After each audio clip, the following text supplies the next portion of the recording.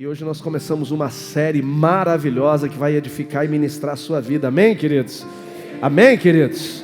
Hoje Deus vai trazer algumas direções e instruções fundamentais para a minha e para a sua vida. Quero convidar, abra a sua Bíblia comigo. Neemias capítulo 1, verso 1. Hoje nós vamos começar a falar sobre restauração. Todos nós talvez já enfrentamos perdas, fracassos, frustrações. Todos nós talvez em algum momento já nos pegamos em ruínas em alguma área das nossas vidas. Qual é o grande erro que nós cometemos, Tiago, quando enfrentamos situações como essas?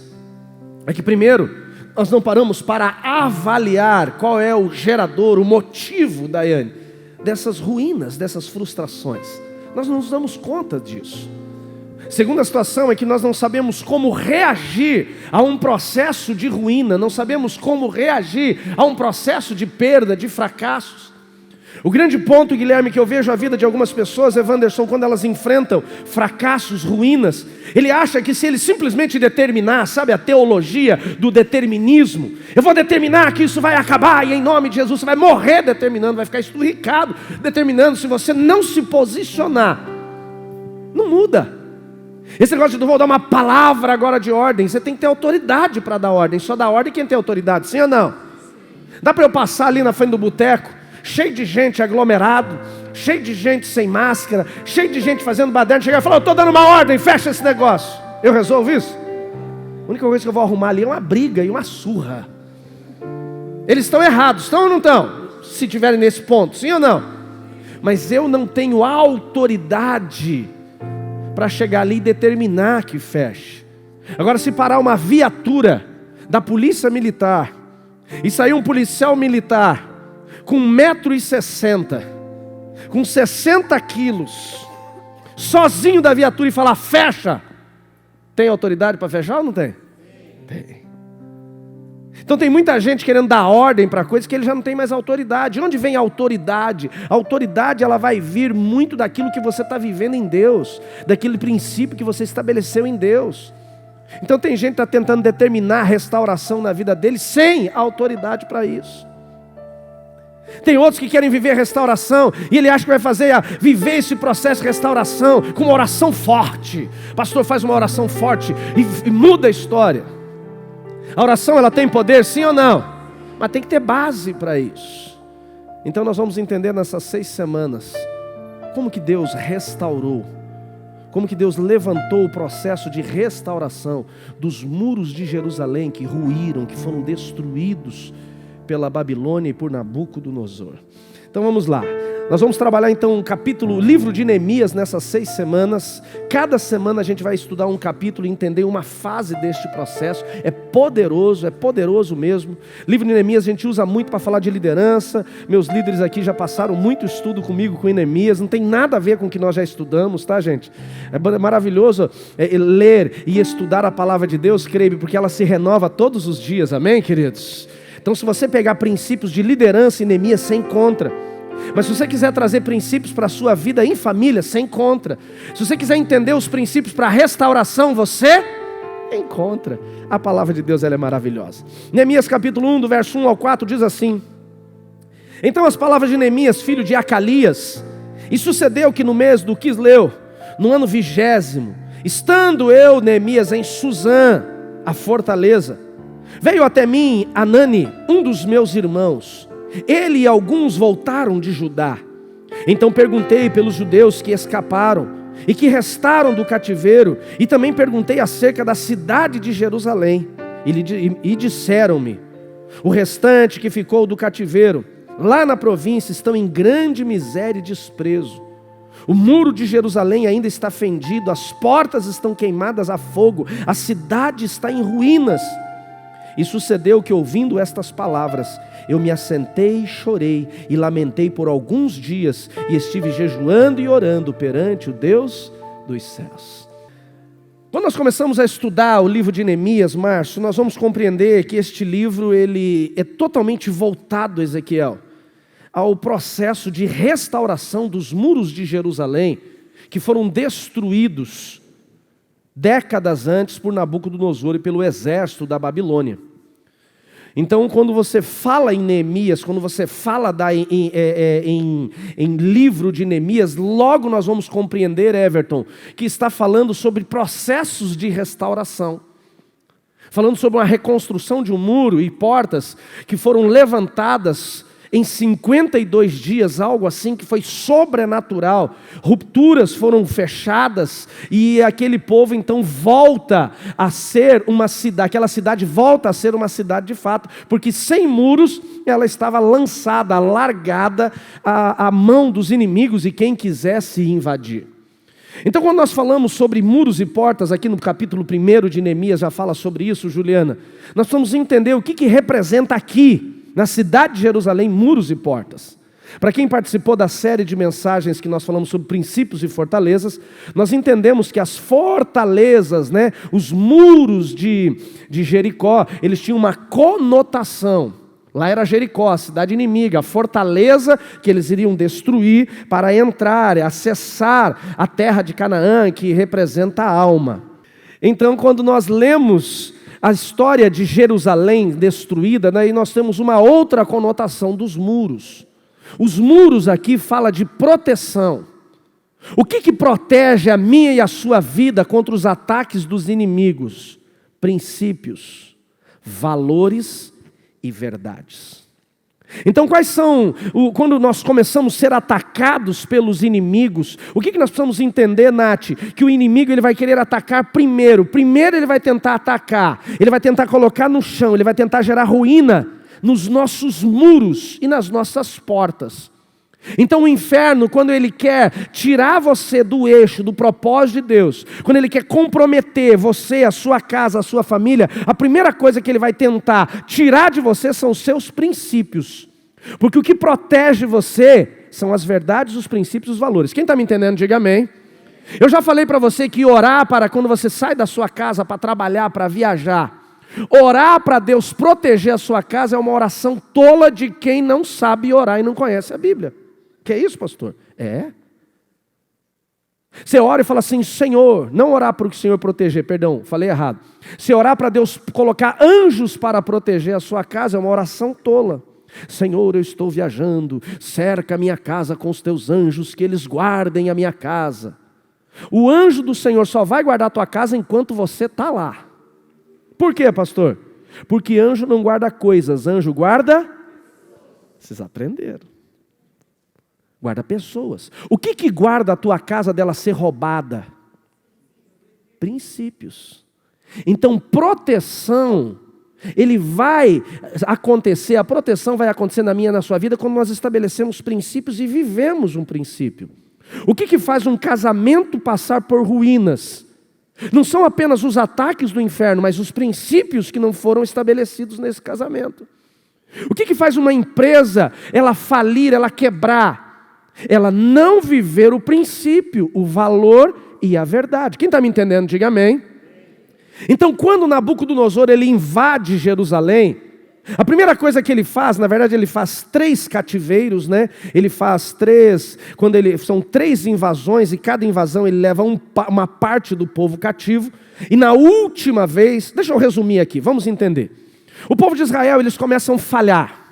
Eles começam a se afastar de Deus. Ontem, para quem veio para a escola do 3D, a gente falou um pouco sobre isso. Então o povo de Israel vai se afastando de Deus, Tiago, vai se afastando de Deus, vai se afastando de Deus, e Deus vai tentando tratá-los, Deus vai tentando consertá-los, Deus vai tentando arrumá-los, e eles vão, infelizmente, se afastando. Durante 14 gerações o povo vai entrando, Vanessa, num processo de apostasia, de uma rebeldia, de uma desobediência, e Deus ia permitindo que eles vivessem as consequências dos seus pecados, para que eles pudessem se voltar, Elvis, mas cada vez eles se afastavam mais. Até que chegou um momento que Deus cansou de toda essa desobediência. Vou pedir para você abrir a sua Bíblia comigo lá em 2 Crônicas, capítulo 36, verso 5. Depois de 490 anos deste povo se rebelando contra Deus, desse povo se afastando contra Deus, esse povo quebrando princípios contra Deus, a consequência do erro deles, do pecado deles os alcança. O grande erro que nós cometemos, ou que algumas pessoas cometem, aqui graças a Deus, Francisco, eu acho que já não cometemos mais, é o cara dizer assim: Deus está castigando. Deus, ele não castiga ninguém. Deus, ele traz disciplina. Amém, queridos? O castigo que eu e você recebemos, somos nós que levantamos, pelas nossas escolhas. Então olha aqui o texto, diz assim: tinha Jeoaquim 25 anos de idade quando começou a reinar, e reinou 11 anos em Jerusalém, e fez o que era mal aos olhos do Senhor. Subiu, pois, então contra ele Nabucodonosor, rei da Babilônia, e amarrou-o com cadeias para o levar para a Babilônia. Também alguns dos vasos da casa do Senhor levou Nabucodonosor à Babilônia e pôs no seu templo na Babilônia. O último rei antes do cativeiro foi Jeoaquim. E ele foi o ápice de toda a corrupção de Israel. Então a consequência dessas 14 gerações afastando de Deus, apostatando contra Deus, faz com que Nabucodonosor se levante e ele venha guerrear contra Israel. 18 meses ele sitia a cidade, ele cerca a cidade, e ele fica dia e noite batendo contra os muros de Jerusalém, que aos olhos de Davi eram intransponíveis, mas só é intransponível enquanto Deus deixa ser intransponível. E eles vão sendo atacados dia e noite, catapultas, invasões, flecheiros, e o povo lá dentro não podia sair, então acaba a comida e eles começam a morrer de fome, depois que eles estão enfraquecidos. Essa é a atuação do inferno, ele vai te atacar até ele fazer você ficar fraco. Quando eles estão fracos, então Nabucodonosor invade, e ele leva uma parte do povo cativo. Depois ele volta a segunda vez, leva uma segunda parte do povo cativo. Ele coloca um rei chamado Zedequias, que é parente de Jeoaquim, para governar Jerusalém nesse tempo, um rei vassalo. Com o tempo, Zedequias acha que ele pode vencer Nabucodonosor, e ele se levanta contra Nabucodonosor depois de 8 anos. E a Bíblia diz que então Nabucodonosor volta pela terceira vez. E aí quando ele volta pela terceira vez, ele arrasa com a cidade.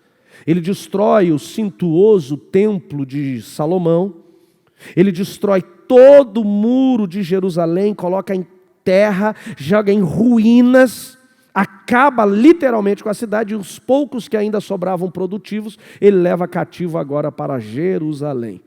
E lá eles ficam cativos por 70 anos, até a primeira leva do povo poder voltar. Bom, olhe para mim e deixa eu explicar algo aqui. Nabucodonosor, quando ele coloca os muros da cidade no chão, ele vem tipificar, ele vem simbolizar os ataques que todos nós estamos enfrentando hoje, como sociedade, como família. Quando o diabo ele quer destruir uma pessoa, quando ele quer destruir uma família, quando ele quer destruir uma sociedade, o que ele vai atacar? Ele vai atacar os princípios, os valores e as verdades. Verdades que eram absolutas há 70, 50, 40, 30 anos atrás, hoje já não são tão mais. Sim ou não? Vocês estão entendendo o que eu quero dizer? Hoje, todo tipo de amor é válido. Já ouviu isso? Sim ou não? O que isso está comprometendo? Uma verdade absoluta. Hoje os princípios eles estão sendo negociados até dentro de igreja.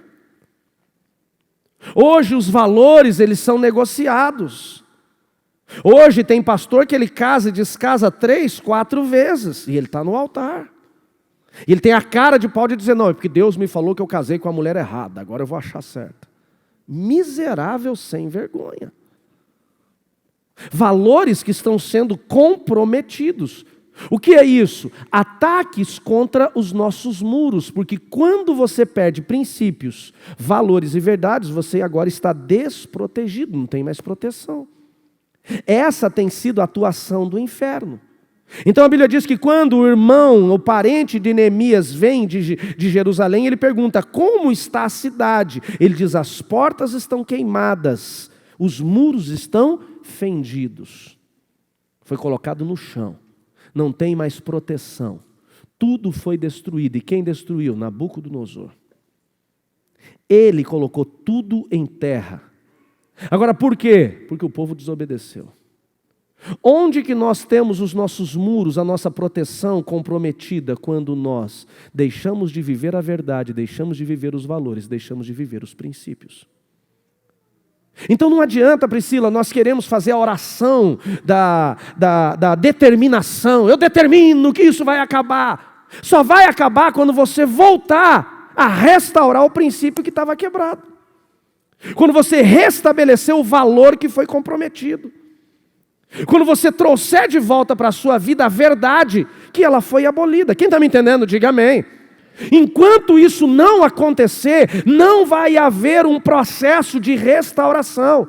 Então hoje nós começamos um ciclo de aprendizado, como viver a restauração na área da minha vida que está comprometida, Edson. A primeira coisa que você tem que entender, que para viver a restauração das áreas da vida que estão comprometidas, você tem que avaliar os princípios, os valores e as verdades que foram negociadas nesta área. Tem pessoas, Sidney, que elas estão com todas as áreas da sua vida comprometidas. Tem pessoas que estão com algumas áreas da sua vida comprometidas. A área que você está sofrendo é a área que em algum momento você negociou estes valores. Negociou aquilo que não deveria ter negociado. Vamos continuar então para a gente poder compreender.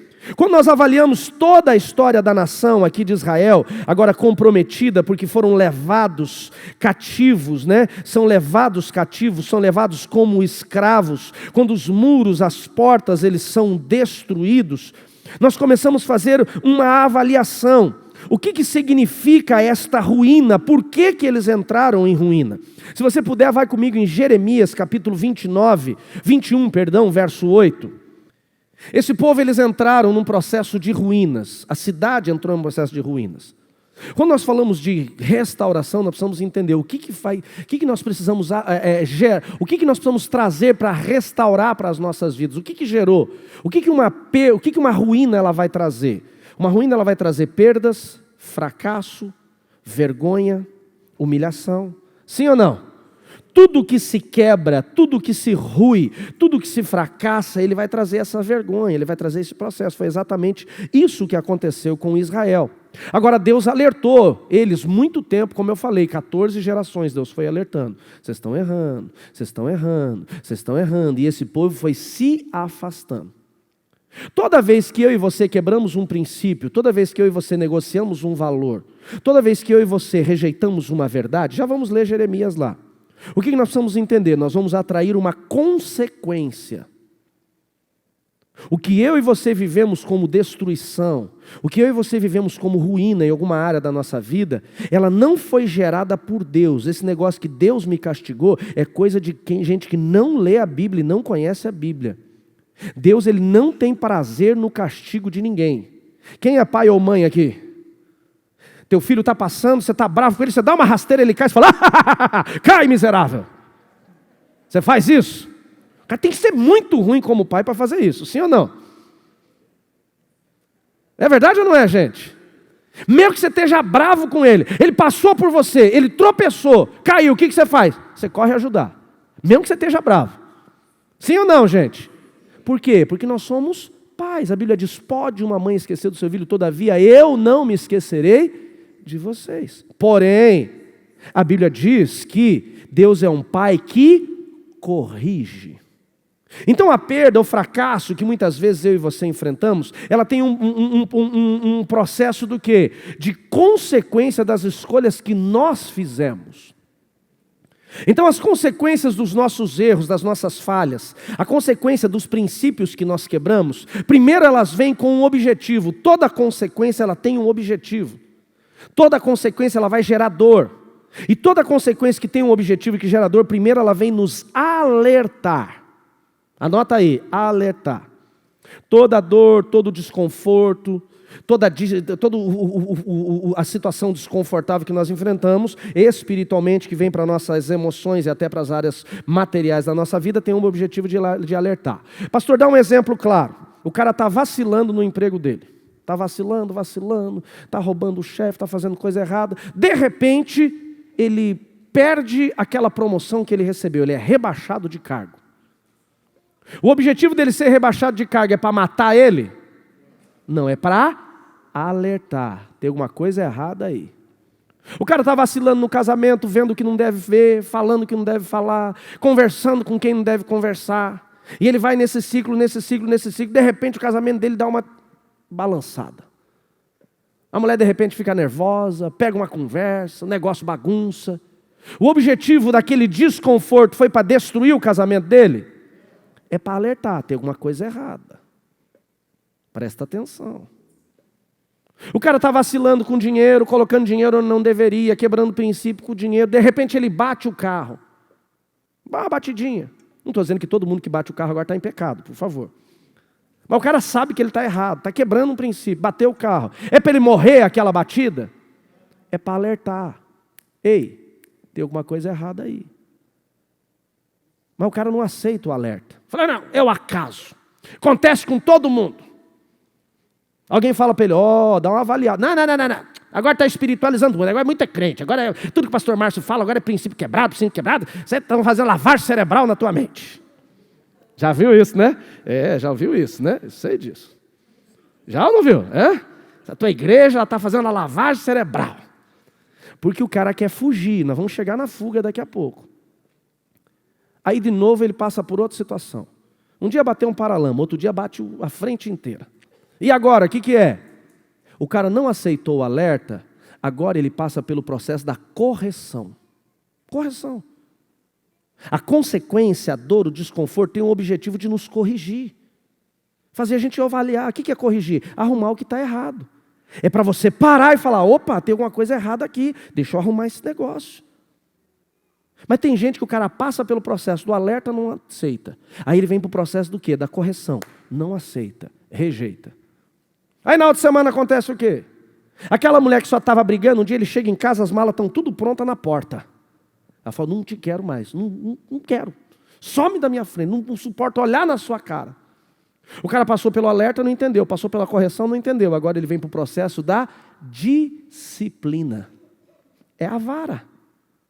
É quando o negócio fica mais doloroso. É aquele cara que aí o cara não entendeu os processos, ele perde o emprego. Agora, perder o emprego foi para ele ser destruído? Não. Foi para corrigir, foi para disciplinar, mas ele continua insistindo. Então, qual que é a quarta fase da dor, da consequência? A destruição. Aí eu pergunto, é Deus que manda a destruição? Não. Eu e você que escolhemos. Jeremias 21, 8, diz assim, esse povo dirá, a este povo dirás, assim diz o Senhor, eis que eu coloco diante de vocês o caminho da vida e o caminho da morte. Deus está dando uma escolha para eles. Olha para mim aqui.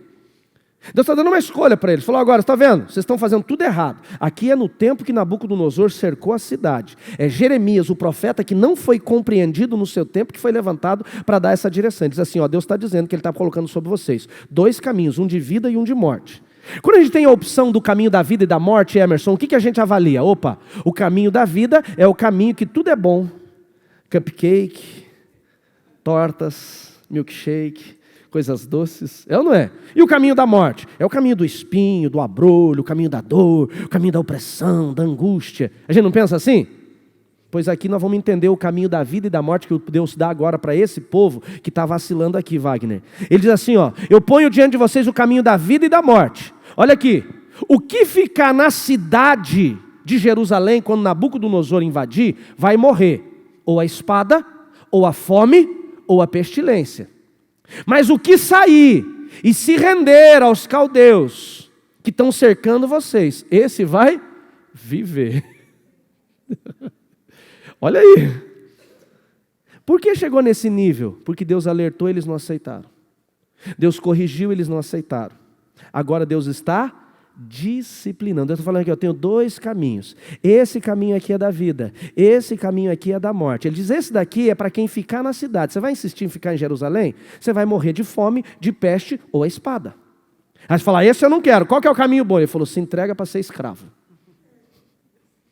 Porque agora é tempo tem que passar pelo processo da correção. Tem que ir para a disciplina. Continua o texto. Ele diz assim, porque o meu rosto agora está... continua dizendo, ele diz assim, esse viverá e terá como despojo. O que era despojo? Resultado de guerra. Ele diz, sabe qual que vai ser o seu despojo de vocês? Sabe qual que vai ser o resultado? O salário dessa batalha? A vida. Não vai sobrar nada, só vai ficar vivo.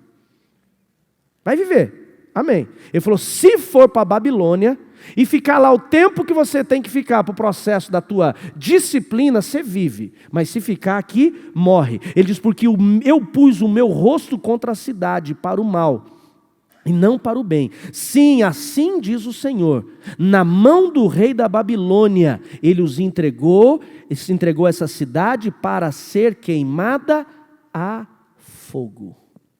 Por que Jerusalém foi destruída? Porque Deus permitiu. Por que o templo foi destruído? Porque Deus permitiu, porque eles começaram a colocar a confiança dele nos muros e no templo. Eles não amavam mais Deus, eles amavam o templo de Salomão. Deus falou, o coração de vocês está no templo, aquilo que você coloca no teu coração é idolatria. O cara acha que idolatria, o cara tem um ídolo na casa dele. Idolatrias são coisas que você coloca. Ministério, trabalho. Deus falou, então vocês vão ver agora o que eu vou fazer. Deus falou, aceite a disciplina. Tem um caminho na frente de vocês. Será que hoje nós estamos vivendo talvez frustrações, destruições em alguma área da nossa vida? Porque estamos comprometendo, estamos nos afastando daquilo que Deus quer fazer em nós? Quando nós passamos por ruínas, nós precisamos entender que a ruína, a destruição, são áreas da nossa vida que nós não sujeitamos a Deus. Nós insistimos em não sujeitar. E se não nos permitirmos viver o processo da disciplina, vamos ser mortos. Vamos ser destruídos. Vamos ser envergonhados. O problema é que a gente começa a viver uma teologia mentirosa da graça, dizendo, não, todos os seus pecados já foram perdoados. Eles foram, mas tem consequência. Amém, queridos? A teologia mentirosa diz o quê? Que eles foram pecados, não tem mais consequência. Ele levou sobre si, pode fazer com força agora o que você quiser fazer. Continua, porque Deus tem... A misericórdia dele está sobre a sua vida, mas a justiça também. A misericórdia de Deus pode não permitir que você perca a sua salvação, mas você vai perder todo o resto. Vai viver o processo da destruição, do fracasso em todo o restante. Qual que é o ponto agora que nós precisamos avaliar quando começamos a viver situações de perda? É que tem gente que quando ele começa a viver a situação de perda, ele não aceita a verdade bíblica. Ele foge. E Deus usa o profeta Jeremias na continuidade para dizer ao povo o seguinte, não fujam para o Egito. Ele falou, o que fugir para o Egito vai morrer à espada. Não fuja. O grande problema hoje de algumas pessoas que elas não conseguem viver o processo de restauração na sua vida e não se permitem ser trabalhadas por Deus, Kelly, é que eles fogem. Eles fogem. Ele quer fugir do processo.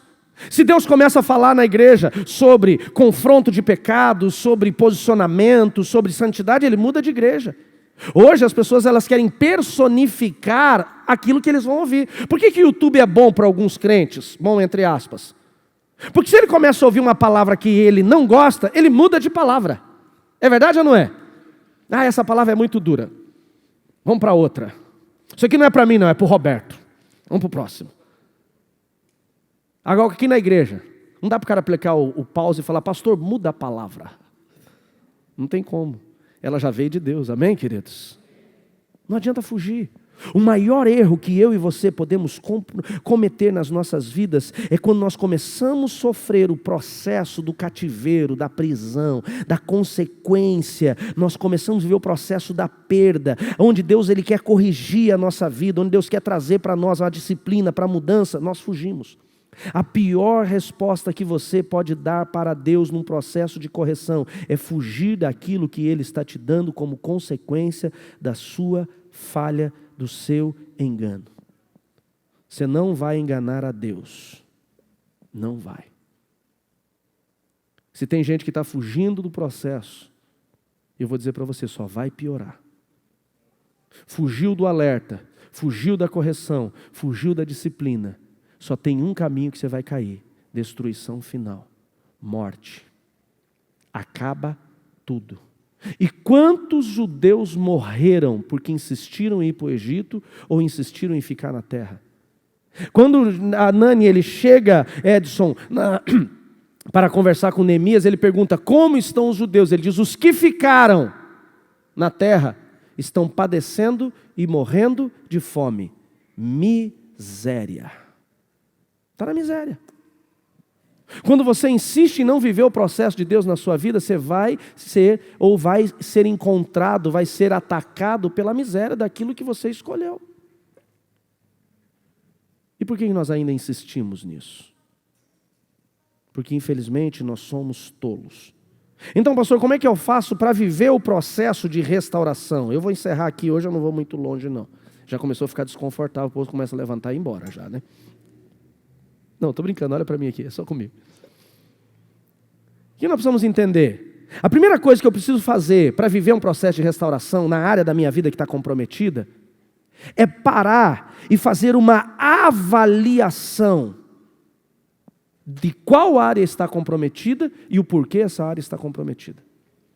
Então eu estou vivendo alguns fracassos, algumas situações que não andam na minha vida. Primeira coisa eu tenho que parar e avaliar. Qual é a área que está mais comprometida? Porque existem áreas que elas são reflexo, áreas reflexas.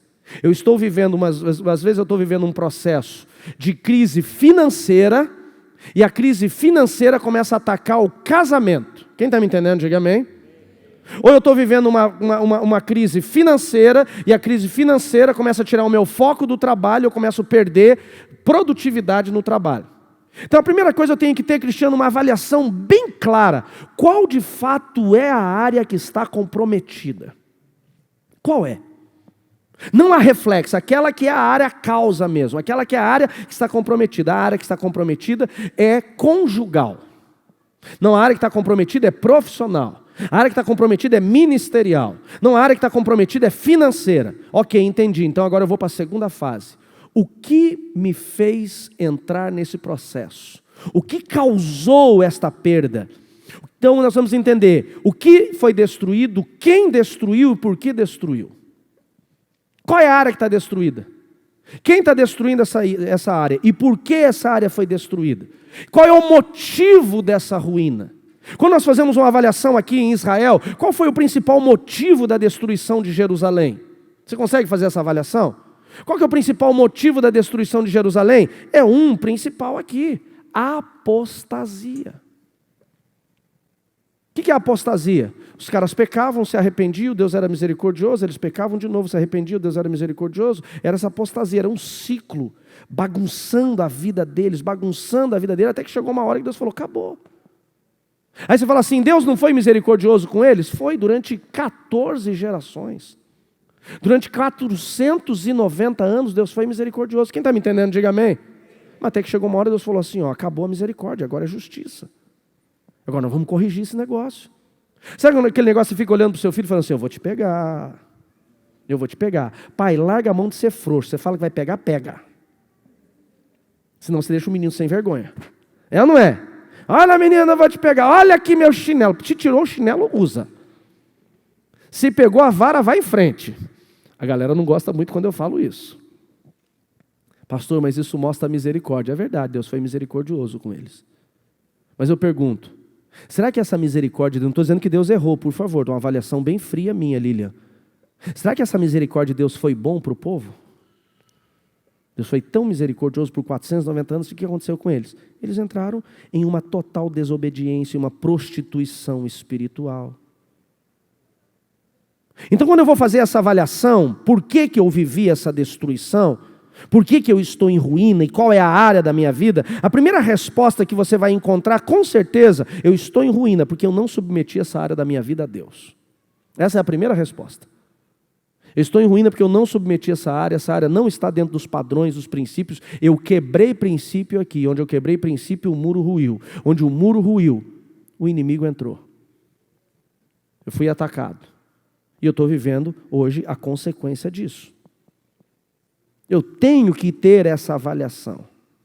E a partir do momento em que eu faço essa avaliação, então eu começo a tentar descobrir agora quais são os erros que eu cometi.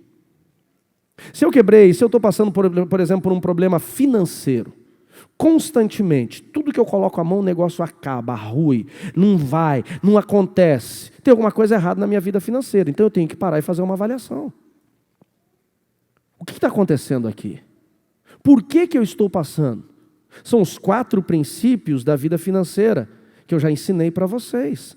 Lembra lá Joel capítulo 2, verso 24? Eis que restituirei os anos que foram consumidos pelo cortador, pelo destruidor, pelo migrador e pelo devorador. Lembram, sim ou não? Abra a tua Bíblia lá que vocês estão desanimados com esse frio. Jesus manda fogo nesse lugar para aquecer o povo, não é para queimar ninguém não. Joel capítulo 2, verso 24 e 25. Põe para mim, por favor, Régio.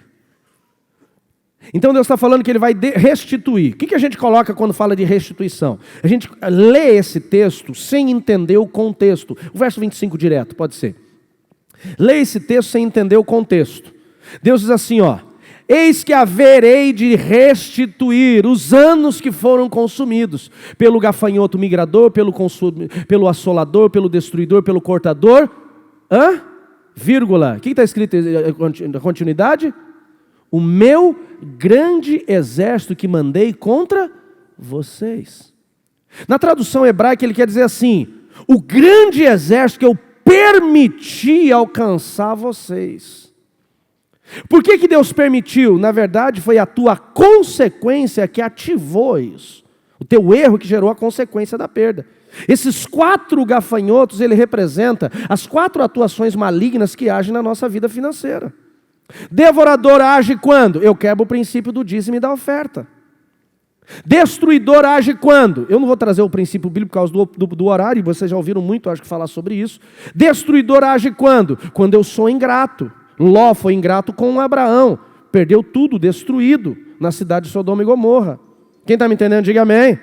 Migrador age quando? Quando eu quebro o princípio da integridade. Onde tem negócios ilícitos, ali tem a atuação do migrador. Pastor, me dá uma base bíblica, Marcos capítulo 5, Jesus chega em Gadá, o endemoniado gadareno joga nos pés dele, fala, o que eu tenho contigo, filho do Deus Altíssimo? Ele falou, sai daí. Ele falou, não, deixa-nos aqui. Ele falou, sai. Ele falou, deixa a gente entrar nos porcos. Jesus falou, entra. Que Jesus malvado é esse? Que deixa entrar nos 2.000 porcos, prejuízo de 600 mil reais no dinheiro de hoje.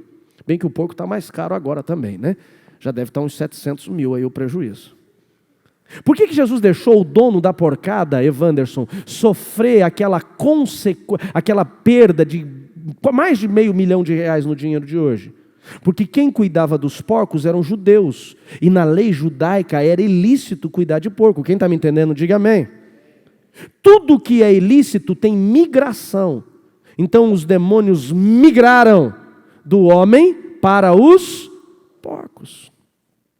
Você tem que avaliar. Por que eu estou perdendo? Eu sou fiel no dízimo e oferta. Então vamos para a próxima fase. O que é? Não, eu sou grato. Todo mundo que me ajudou, eu sempre fui grato, sempre demonstrei gratidão. Então vamos para a terceira fase. Negócios lícitos. Não, tudo é correto. Não tem nada que você fez lá atrás ilícito, injusto, errado. Não tem nada. Então vamos para a terceira. Qual que é a terceira? Já falei do devorador, do destruidor, do migrador e agora falta o cortador. É que eu nunca lembro os 4 aqui. O Regi tirou para me derrubar na minha cola. Deixa lá para mim, Regi. O cortador, ele vai vir quando? Nós vamos ver o exemplo do gafanhoto cortador lá na história do filho pródigo. A Bíblia diz que ele desonra o seu pai pedindo herança antes da hora e recebe o dinheiro e vai para uma cidade longínqua e a Bíblia diz que lá ele gasta dissolutamente com prostituição, bebidas, festas. Então aqui nós temos um princípio ramificado em 2 situações. Desonra pai, a Bíblia diz, honra teu pai e tua mãe para que tudo te vá bem. Segunda situação, usa o dinheiro que Deus te deu, a bênção que Deus deu, o que o pai te deu, de uma forma correta. Não de uma forma incorreta. Aí o cara pega o dinheiro abençoado, gasta em pornografia. Pega o dinheiro abençoado, gasta em cachaça. Pega o dinheiro abençoado, gasta em coisas erradas. Ele quebrou o princípio. Quem entende, diga amém. É esse processo que nós precisamos entender. A minha avaliação, ela tem que ver dentro disso. Eu estou passando por uma ruína na minha vida financeira. Eu tenho que avaliar as áreas. E vou dizer uma coisa, Valéria. Quando você começa a avaliar, você vai descobrir onde está o erro.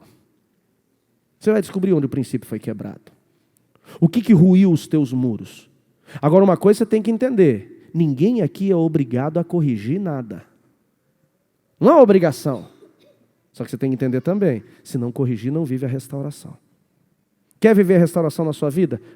Entende a área e começa a corrigir. O que está acontecendo no teu casamento? Briga, discussão, tem algum princípio quebrado ali. Tem alguma coisa que está comprometendo, tem que fazer uma avaliação. O que me fez chegar até onde eu cheguei?